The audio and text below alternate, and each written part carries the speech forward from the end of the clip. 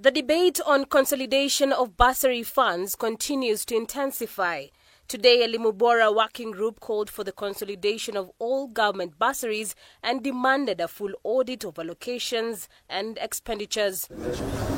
Elimu Bora argues that bursary funds are public resources and that creating a centralized national fund would promote free education. However, they allege that the current process is heavily politicized and marred with corruption. Every child has got a right to free and compulsory basic education, meaning that the child and the parents are not supposed to struggle on where do we get money to pay for fees. There'll be no need for a bursary. The monies and all this, instead of taking them from the treasury to follow through the pockets of all these leaders and then back to the school, directly take them from the treasury to the schools where they are required. While the allocation of bursaries is a national government function, the law does not explicitly bar county governments from issuing them. Our social accountability efforts, we feel that counties are struggling to deliver quality ECD services due to 1.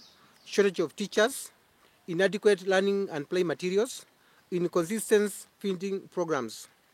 Similarly, vocational training centers face significant challenges including a shortage of instructors, inadequate and obsolete training equipment, poor attractiveness and utility to the youth. Currently, bursaries are disbursed through various entities, including Presidential Scheme, special bursary schemes such as scholarships from Jogo House, scholarships bursaries from governors, bursaries from MCAs, GAF bursaries through women representatives. Those avenues have been used to waste public funds, to pilfer money for corruption purposes. And indeed, you'll realize that some of the funds guarantee almost 100% bursaries to sons and daughters of those who are serving in certain offices. This standoff follows an advisory by the Controller of Budget to hold county bursary issuance unless accompanied by intergovernmental agreements for functions under the national government. While critics argue this undermines the right to education,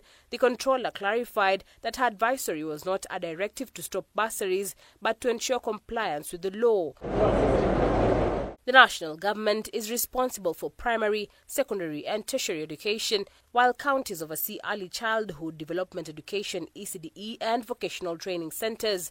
Meanwhile, as governors threaten to go to court, Elimu Bora has stated that they are ready to challenge the case if necessary. So I think as Kenyans, let us engage in that debate.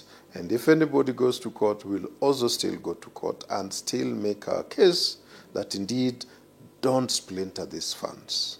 Put them together, direct them to the school, let our children go and learn there. Harriet Chimea, K24.